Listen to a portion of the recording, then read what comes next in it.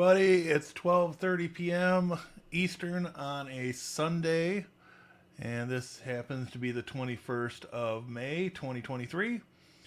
And we are going to talk about uh, Ubuntu and the De-Bullshify script that I recently discovered in an article that was actually part of Midweek News this week. So I got a little curious and I installed a clean Ubuntu 2304 VM in Proxmox, and I did a little bit of testing last night. I did not do extensive testing, but I reverted the VM to its normal state, and so I thought we would run this today, and the result looks a lot like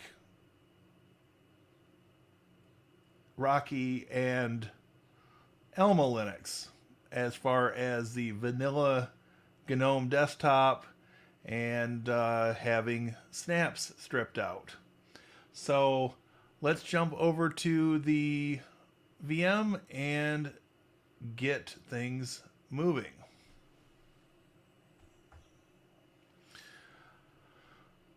Okay, so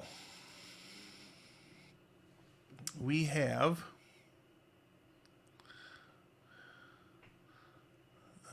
well, actually, let's before we jump into this, let's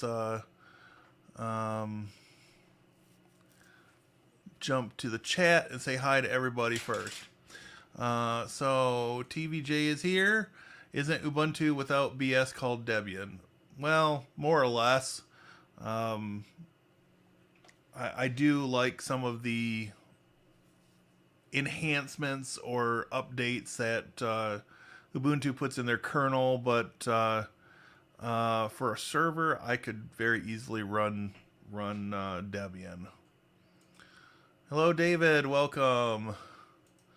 And Mohammed, welcome, sir. Okay, so as I stated earlier, this is just your bog standard install of Ubuntu 2304. And as you can see up here, I've already run the script once. It's in my history. And I'll make this a little bit bigger. I think that's as good as I can go before it's going to distort the display that comes up with the script. So we'll run command number 2. Of course, it's going to ask for a password. Okay. And I don't necessarily want to say the name of this because we're only 3.5 minutes into the live stream, and I don't want to risk the wrath of the YouTube people. So as you can see, it gives you some options of what you can do with it. You can apply everything. You can just disable different things like snaps and the crash pop-up, which is rather annoying. Terminal ads, which only come up in the LTS version. So if you're running it on 2204, then you could disable the little ads they put in the terminal. And as you can see, number 8 is install a vanilla Gnome session. So just for the sake of argument, I do want to do one thing before we proceed, and that is to come here into settings and about. And as you can see, this is GNOME version 44. I just want to make sure that we are still on 44 when we get done with this.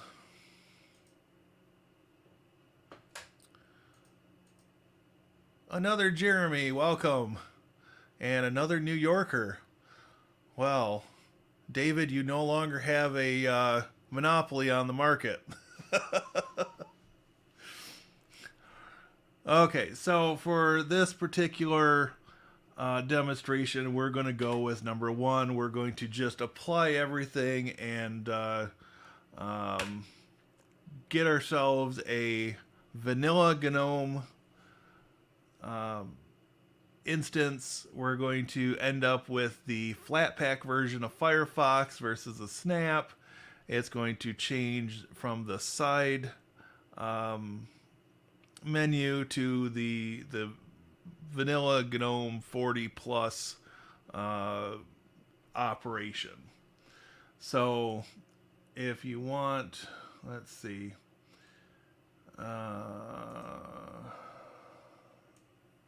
something to compare to, we could fire up Rocky because that script is going to take a few minutes to run.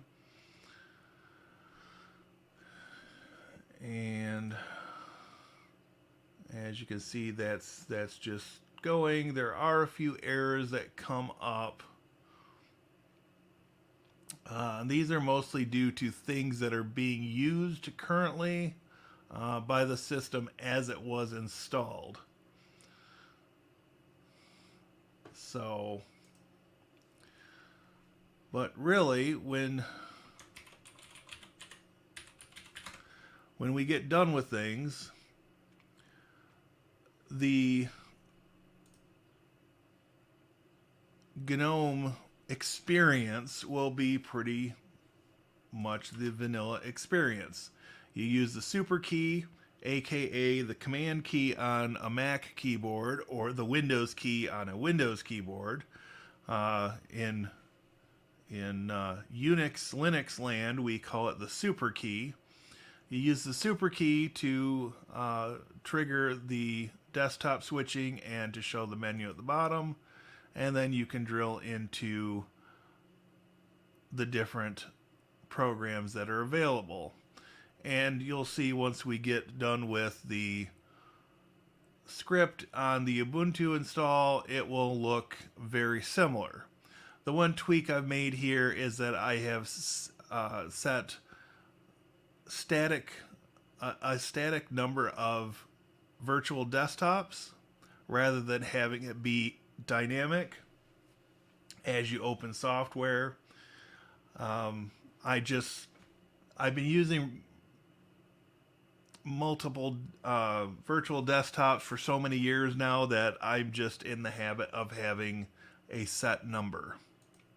So, alright, so as you can see, it is still running over here. And actually, while that runs, I wanted to jump over here for just a second. And this is just something I was looking at this morning, and maybe of interest to people that have a YouTube channel.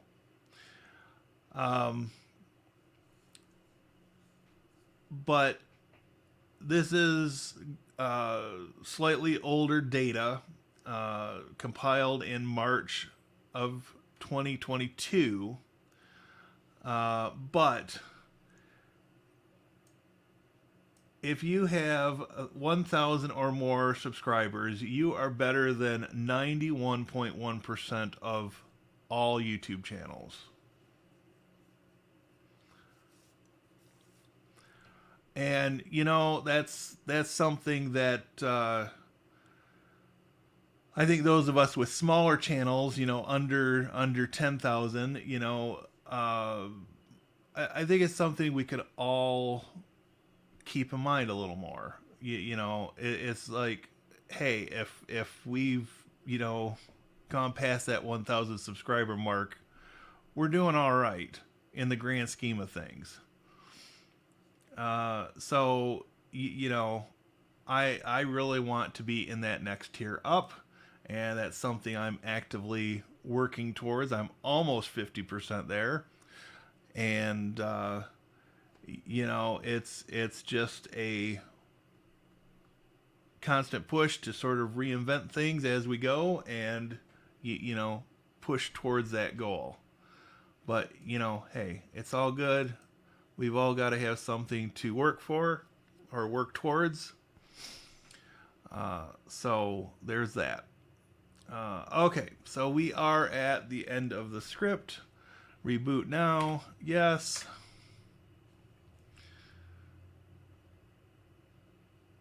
And I have not tried any like scientific way to measure this, but using this after running the script does feel a little faster. And that, you know, could just be in my head, but okay, so we are still on Gnome 44. It is running Wayland, which is fine.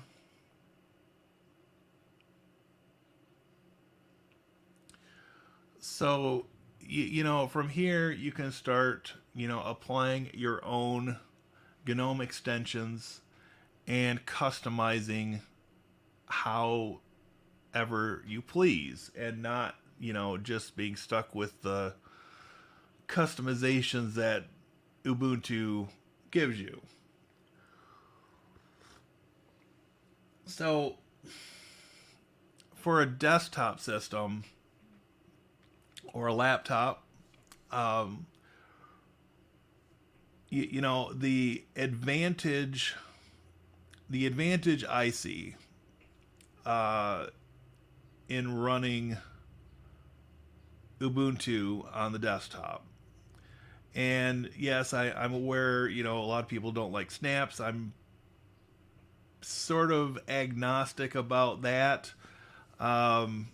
I think snaps are more useful in a server or IoT application than on the desktop, but that's a whole other conversation. But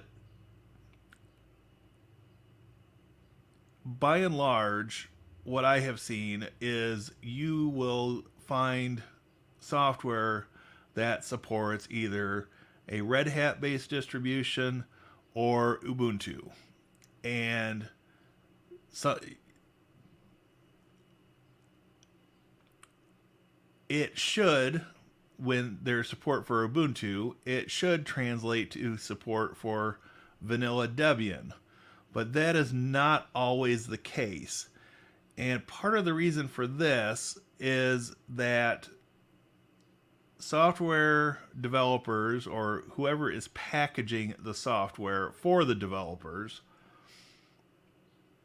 they still write their installation scripts and check for a string that identifies the OS. So when you run uname -a, and I'm not 100% sure this is how they're checking, but there are other ways that you can check for the distribution being run. This is just one of them. But if the OS does not report back Ubuntu, then the install script will fail.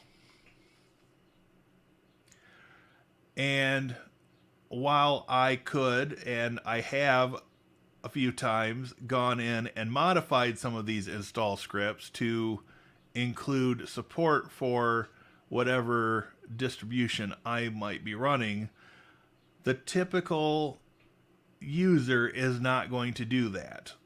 And one of the dangers in doing that is that you may have to do that for every release of that install script in order to continue to keep it working. And that's just not maintainable in the long run. So a prime example of this is launch Ubuntu. Um,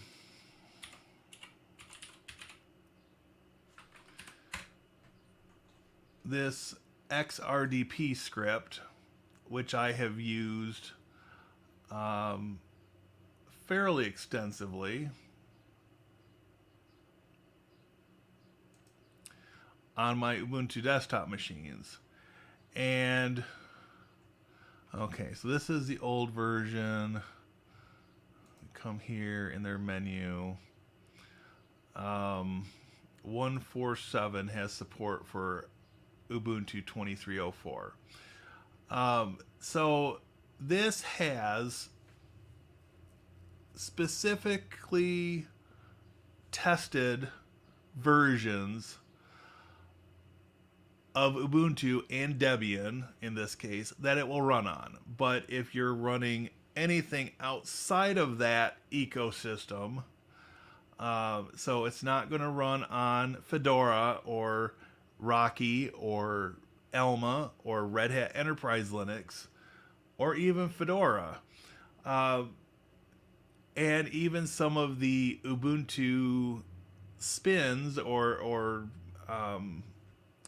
versions with other desktops. So Kubuntu, Budgie, Mate, Xubuntu, Lubuntu, there's Mint and Pop OS. It's a best effort approach, and it's not guaranteed to work. So, even though Gnome is not my favorite desktop, I tend to stick with Gnome only because it tends to be more supported.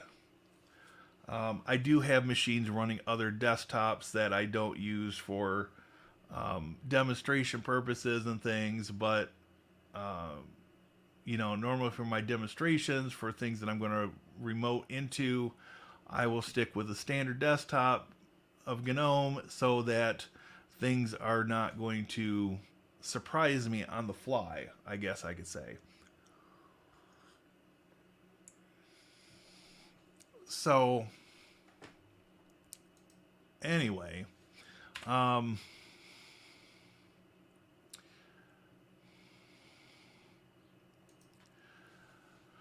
so the, let's see, the software center, they do change that to have the option for flatpaks, or you can get the standard Debian package, although that lists unknown source.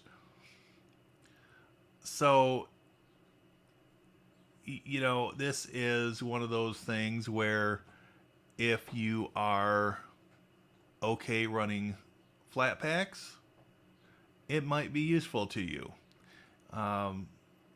And certainly, it's one of those things where it's certainly worth experimenting with to see if it's something that you want to use. So let's jump to chat and see what people are doing or saying here.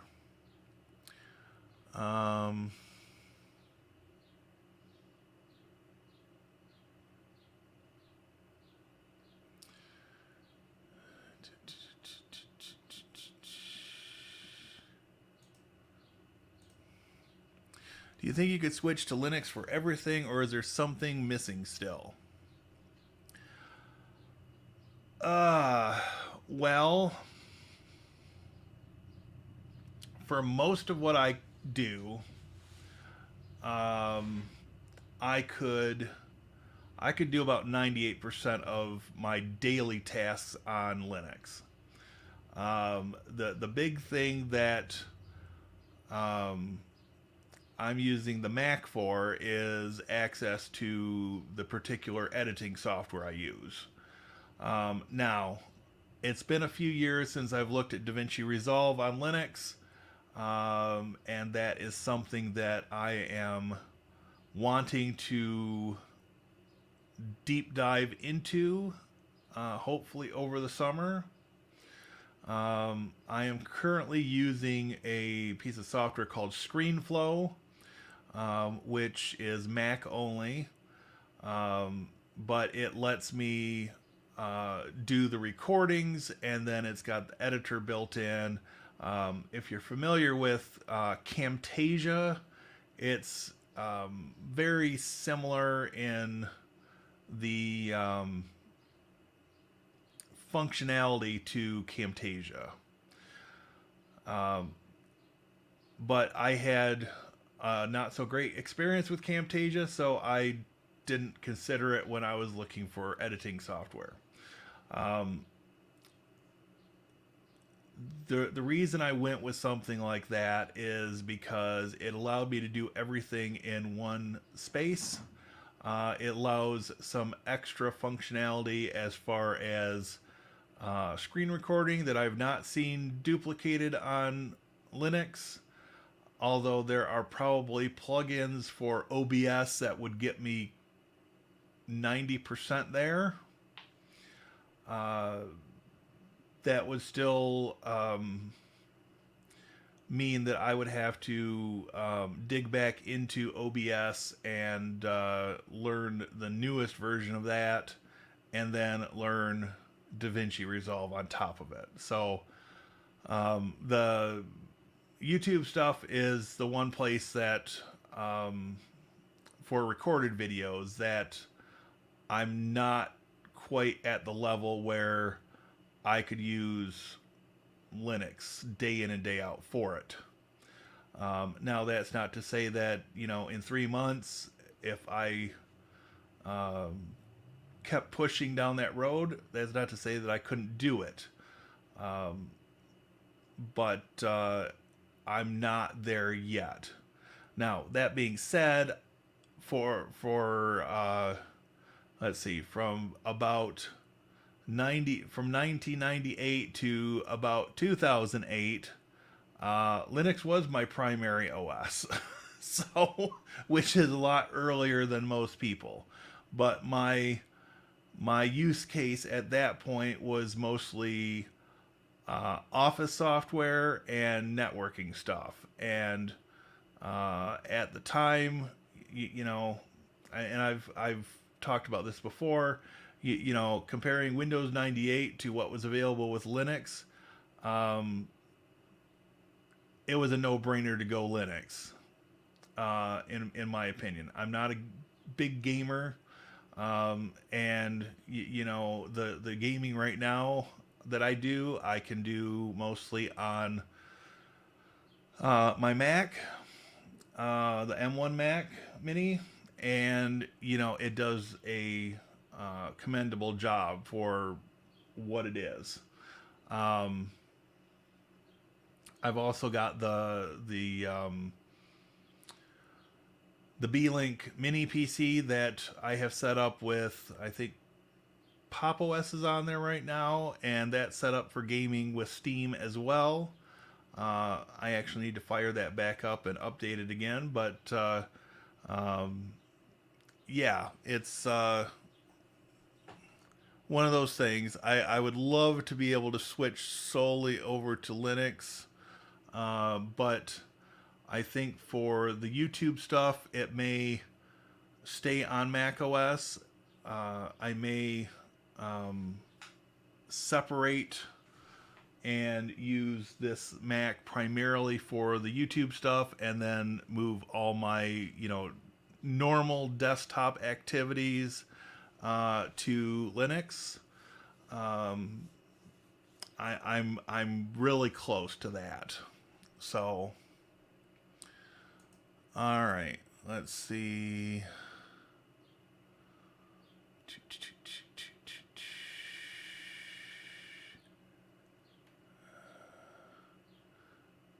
Okay, everybody else is chatting amongst themselves.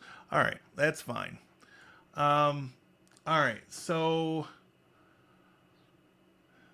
let's see. Come back into this.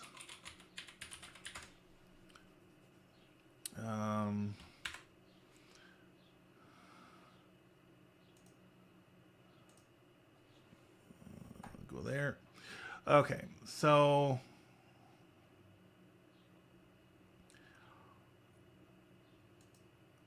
this should be up to date. Let's see.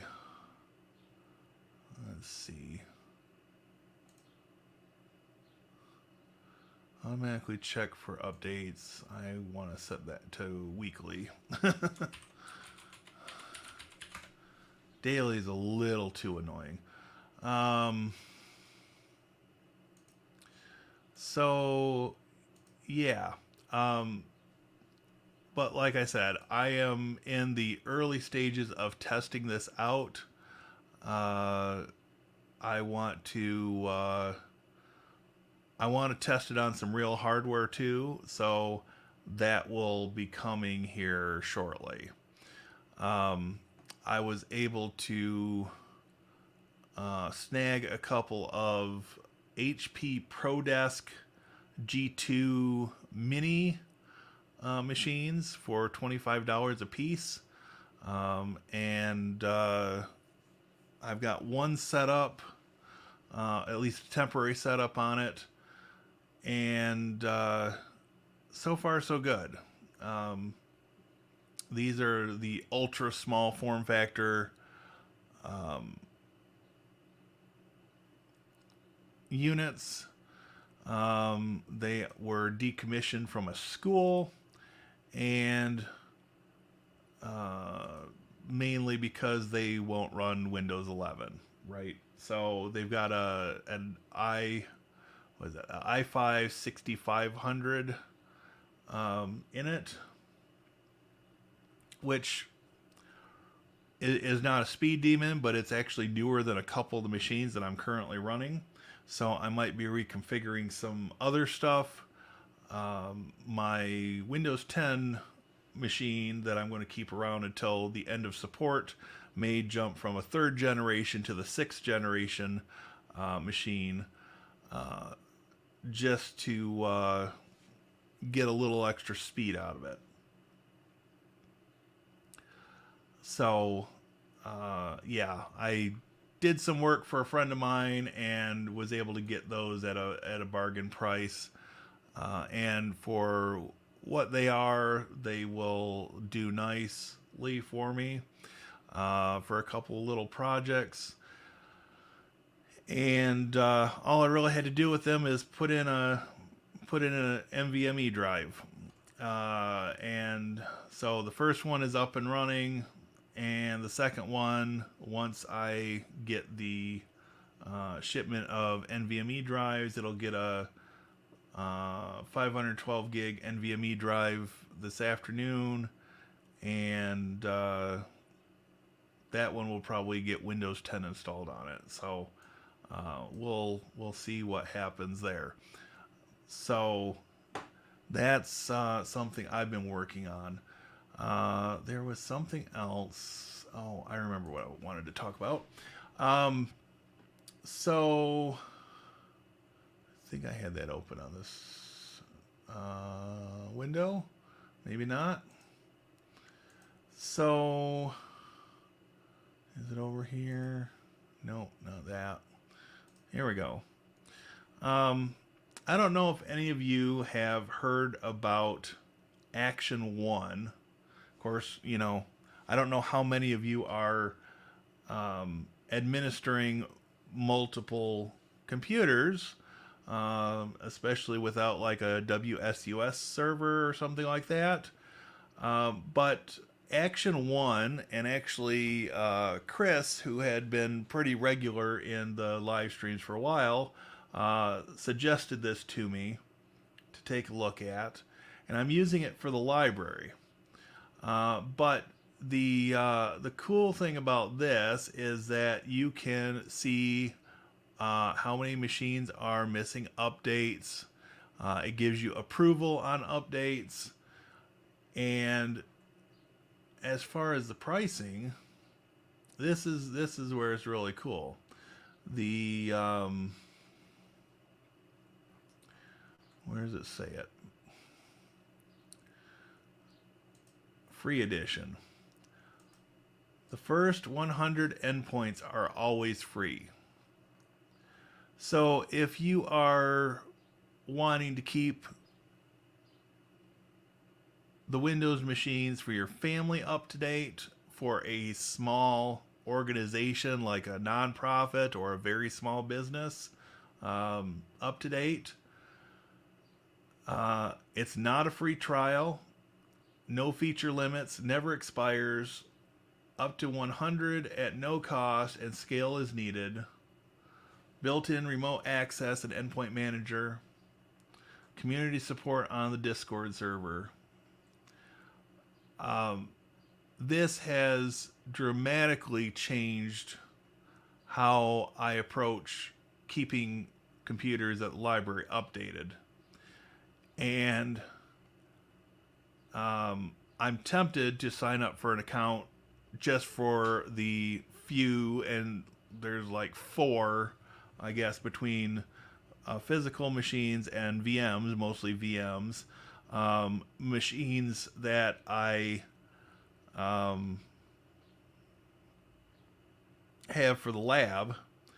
But this would allow me to see at a glance, what needs to be patched, and be able to kick off the updates. So something worth considering. The caveat is this is currently only supporting Windows endpoints. Since you access it from a browser, you can access it from any OS. And I have. So, on the occasion that I have to work a shift at the front desk of the library, I will sit up there with my laptop and be able to run updates on various computers while I'm checking people's books out. So, it's one of those things where it's just a great idea to have this. And, we all have family members that don't keep their machines updated as much as they should, right? There's no argument about that. You install this little agent on each computer, and then you can remote desktop in, or you can just, if it's online, you can kick off updates so it runs on the computer, and it's great. Especially if you've got family members in different parts of the country, as long as the machine is turned on, you can patch it. So it's just something to know about. They do have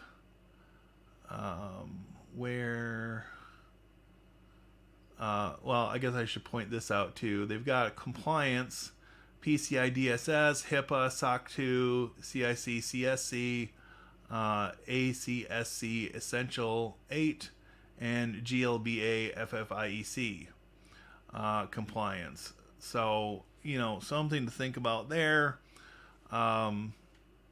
They do regular webinars. The how-to articles are useful, but they also publish a public roadmap on what they are developing. And so, as you can see in the upcoming release, they're going to add in more vulnerability management, move endpoints between organizations, and a few other things. But they do have, under future releases, an agent for Mac OS and an agent for Linux.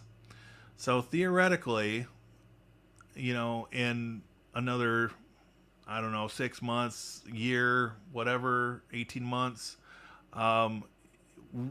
there may very well be support for Mac OS and Linux, which would be great because I run a lab with all of those systems, and it'd be nice to keep them patched from one pane of glass. So anyway, just something to throw out there to you. They do allow you to suggest features, and they, show what they have released, and what's in development. And, just they're more transparent about the way they're developing this than a lot of commercial software. And the fact that they, try to support those small businesses,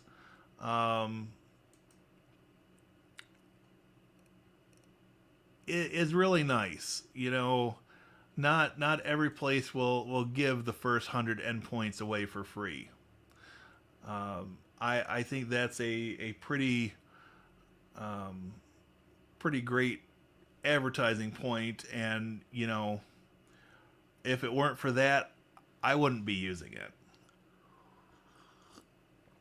But in the I guess library falls under government sector, so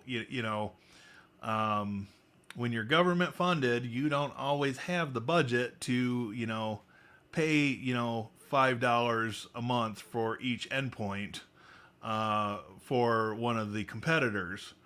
And compared to having to bounce around to each computer to make sure updates are run, which was kind of the environment I walked into when I took the job. This is very nicely done. So, of course, it does sort of depend on whether Microsoft tests their updates well, and sometimes they don't. But it's been a great addition to what I use at the library, and it's definitely made things more visible as far as which machines need to be patched. And for what we're under 30 Windows devices at the library, and I basically hit and patch the servers first, then the staff, and then the public computers. The reason I don't worry quite as much about the public computers is that they are protected by Phoronix deep freeze. So the users can't actually make any changes to them when they're frozen. So, yeah. Action 1 sounds interesting. Yeah, it is. It's pretty nice. So I could... Let me take myself off for a moment. I'll log in and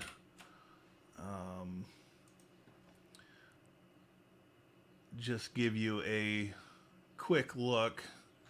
I guess I didn't have to verify that. So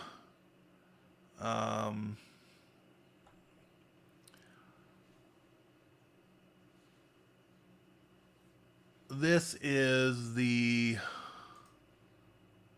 main dashboard for the computers at the library. Oops, that's not where I want to do that. Over here. So you've got to go through the approval process before you can apply the updates, and then it shows out of the machines which ones are fully updated, which ones are missing updates, and again, if it's sort of this brownish yellow, they're not critical updates. They're just sort of your run-of-the-mill updates, and then critical updates is 2 machines. And those did not get the updates because they are both in status disconnected. So this donated HP is one that I've been working on setting up as a secondary laptop for staff to use. And then this other one is the machine that was initially purchased to run QuickBooks, but then we switched over to QuickBooks Online. So I think the bookkeeper is doing it mostly from her desktop machine now. So, anyways, they do have an app store, so any of these items can be installed. And they did add recently Adobe Creative Cloud, so you can install Creative Cloud right from here. There's different antivirus. I'd like to see them get rid of CCleaner and move to BleachBit, but that's a personal preference thing. Dropbox, all kinds of different things on here, and there's several pages worth. They're supposed to be doing an integration with Winget. As you know, it's built into Windows now, so that's kind of nice. There's reporting built in that will send you emailed reports. You can do custom reports. There's a script library that has some interesting things out here, and yeah, without revealing too much, I guess that's sort of a basic quick run through. But if you need to deploy an agent to a machine, they give you a couple ways to do it. You can either download it to a USB drive and install it that way, or you can install their it's supposed to automatically discover Active Directory computers. I did not do it that way. But in part because only the handful of staff computers are actually attached to our Active Directory, which, makes me question whether I'm going to keep that around long term, but that's a whole other conversation.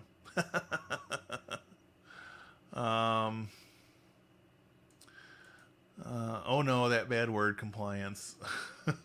When I retire, I will never say the word compliance again, especially when it comes to cybersecurity. Right. I love deep freeze. Yes, it's definitely saved our bacon from some teenagers that think they know more than they really know. I get kids, early high school generally, that think that, oh, I've got access to the computer, I'm going to try installing my favorite game on it. And then they get denied. And if I'm at the library when they are trying this, then they get a little bit of a talking to about how they're not supposed to try to install software on a public computer. So, yeah. I seriously considered not renewing my CISSP credential this month for another 3 years, but since I had the CPEs and my current job pays the fees, I did the paperwork. 24 years and counting. Wow. Yeah.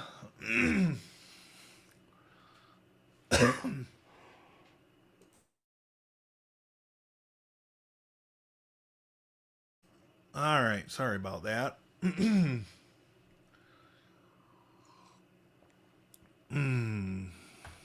Okay. So, there any questions, concerns, suggestions for upcoming videos that anybody has? Anything that I can try to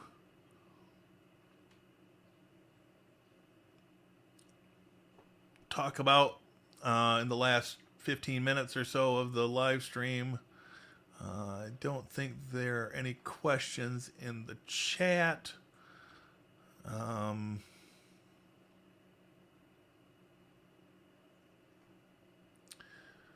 So, yeah. If everything falls into place this week, we are hopefully going to be getting the switchover done on Friday for the new printing system for Uniflow. Going from the in-house server to the cloud server version of it, and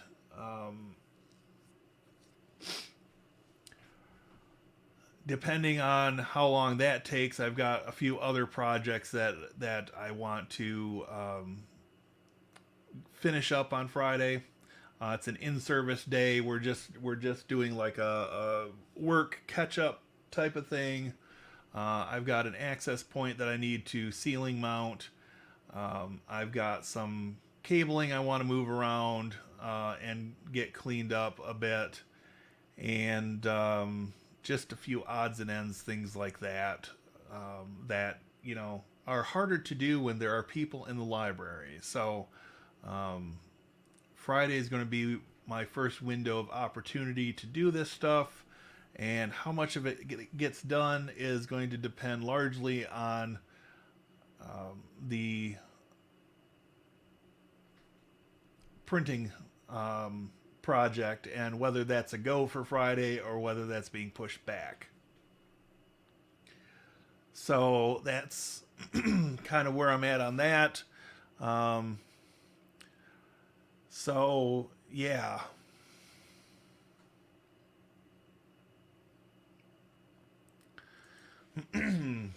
So let's see. Over the course of the summer, I want to get the 10 gigabit card for my Synology NAS that I bought last fall. That add-in card actually supports multi-gigabit, so I could do 2.5, 5, or 10 on it. And then I need to get some sort of a multi-gigabit switch. I've been watching Serve the Home and a few others lately for ideas on switches. And thankfully, they're at least the unmanaged 2.5 gig switches are coming down in price. So that's likely something that I'll pick up between now and the end of August.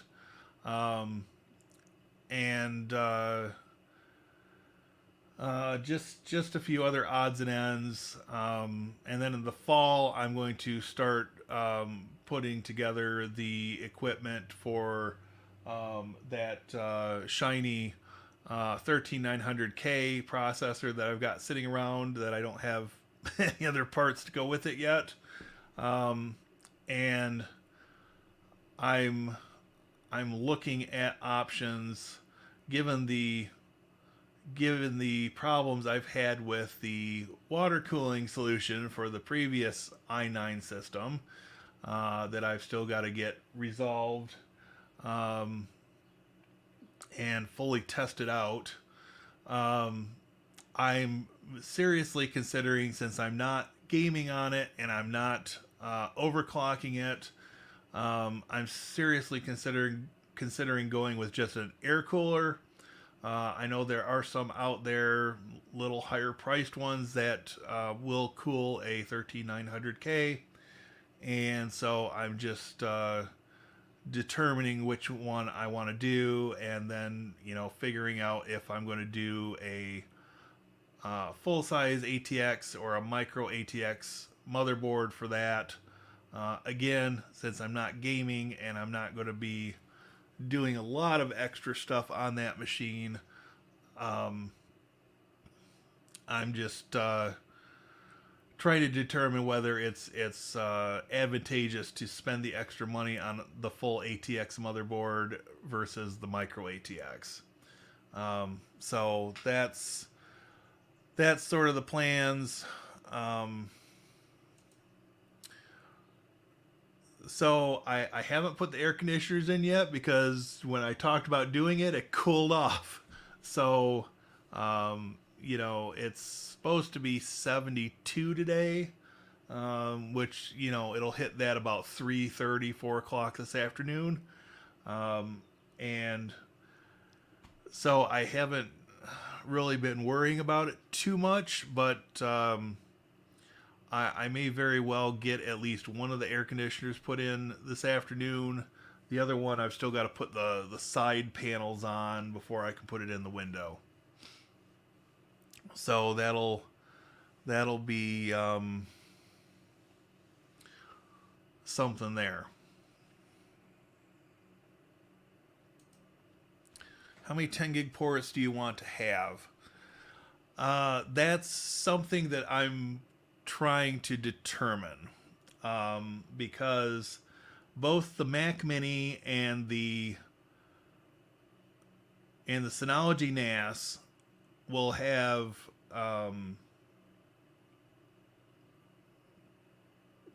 RJ45 connectors on them.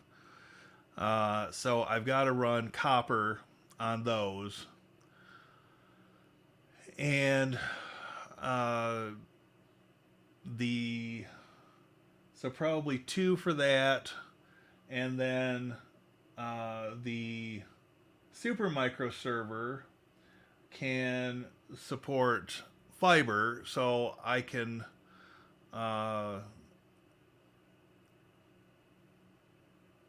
run two off from the super micro server.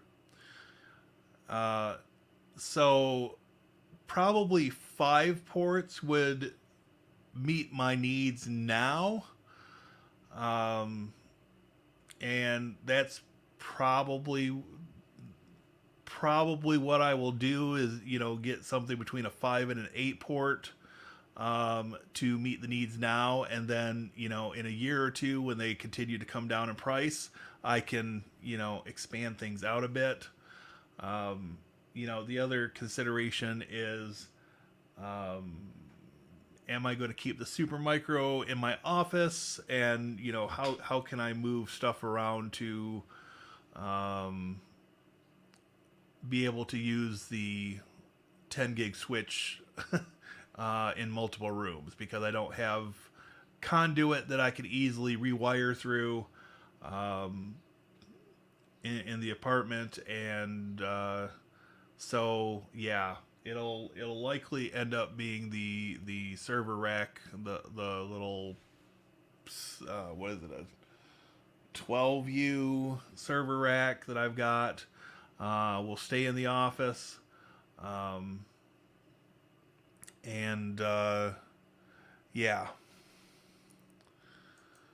The Zyxel 12 port is a good price and has 4 10 gig ports, 3 multi-speed RJ45, and 1 SFP plus. Yeah, that may very well work, because I can always get different. I've got options on the super micro server. I guess is what I'm trying to say. On whether I put in the cage for fiber or RJ45 on that. So yeah, I'll have to take a look at that. Let's jump over here just for sake of argument.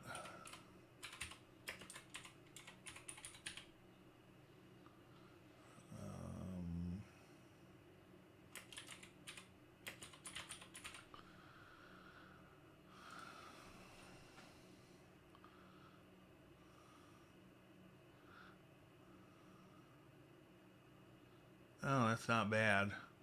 149 for the unmanaged and 239 for the web managed switch version.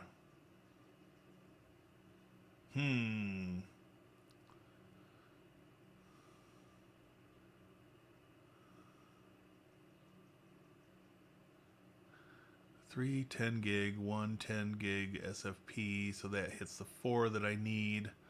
and then 8 gigabit. Yeah, that's not bad. That's not bad. Now it's just deciding whether I want unmanaged or managed. TP-Link has a 5-port 10 gig multi-speed.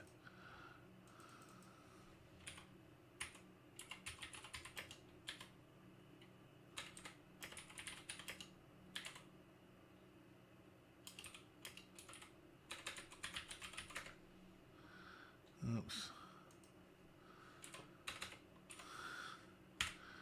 Try that on the Amazon.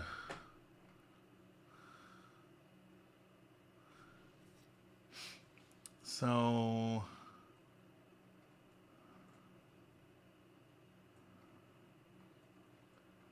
I wish Amazon would get on the bandwagon and actually let you specify whether you want 1, 2.5, 5, or 10 gigabit.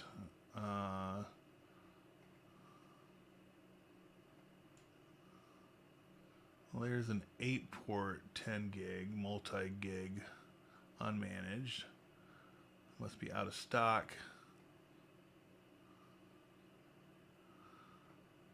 There's a TrendNet.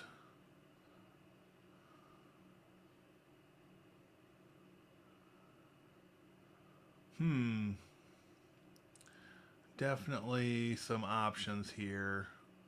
I know that Serve the Home was talking about the Mocher link. I think that's what it was.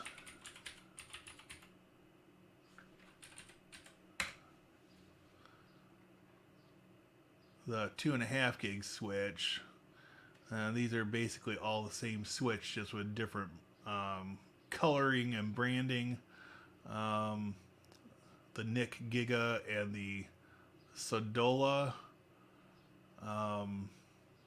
It's basically the same switch. Oh, well, that's a 5-port, but the two brands are basically coming off the same product line. The managed Zyxel has support for VLAN configurations. Yeah, I've got two Zyxel switches, the 1 gigabit managed, web managed switches, and I've had those things, oh my gosh, for 6+ years, and they're still going, which surprised me. Because when I had the Zyxel gateway router, I had that for like a year and a half, and they dropped support for it, which kind of soured me on the Zyxel brand for quite a number of years, and so I didn't buy any more Zyxel gear because of that. But surprisingly, those switches have continued to get updates, firmware updates, which has shocked me, just absolutely shocked me. But yeah, I'll definitely be looking through this stuff a little more closely. But yeah, the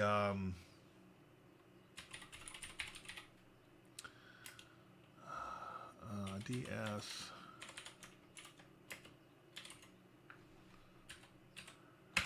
But the card for the,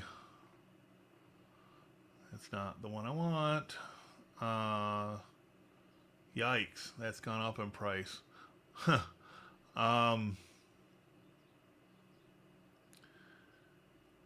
Yeah. I might put that off a little while longer. I'm pretty sure that's the one I need for the 1522 Plus. I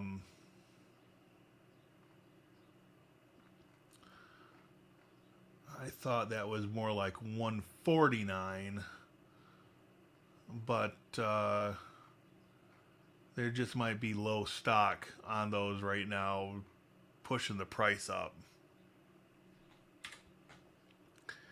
The unfortunate part is that they put 4 gigabit Ethernet ports on the back of the Synology, and it was a model that they put out last year, not long before I bought it. But they the 10 gigabit option, is now going for $200. I swear it was lower than that when I looked at it before. Let's see.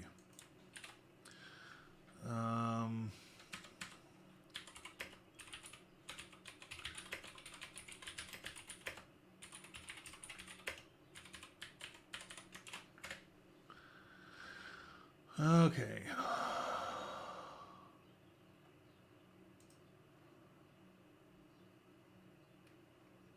No, that's not it. Adapter. No, no, no. They've got lots of PCIe cards. Yeah, that's... Oh, here we go. I thought that was cheaper. $147. That must have just been a third-party seller that was jacking up the price. Still more expensive than I'd like, but it's usable. Unfortunately, instead of putting a cage in to let you choose your own transceiver module, they put in just a copper RJ45 jack. It is what it is. I would hope that in the next year or two, when Synology releases additional new models, that they will start putting at least 2.5 gig ports in, even if they only put in 2 of them, and allow you to do link aggregation with it. I would be very happy with that, but I'm not going to be in the market for a new NAS for a while. So yeah, that is very expensive. Better than $199, but it's still high. I'd like to see it more like $99, but I'll keep watching. I'll keep watching on that one and see where we go from here. But on that note, we have made it to and past one Joe approved unit, although Mr. Joe is MIA today, which is all right.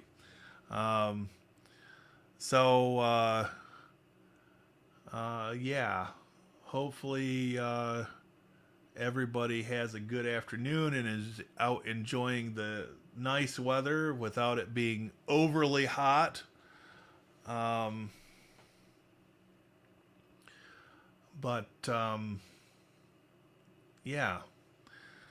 I'm about to wrap this up. Call me weird, but I don't understand the want for 2.5 gig.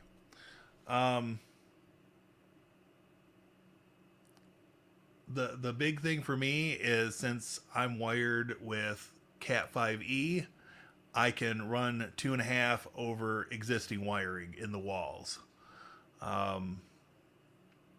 So that's the big draw. I mean, 5e I believe will do 5 gigabit as well, but yeah, I mean, the big thing is I want to have a switch with support for multi-gig, and I know there's going to be devices that I'll only ever be able to run at 2.5 in this location because of the wiring. So it is what it is, and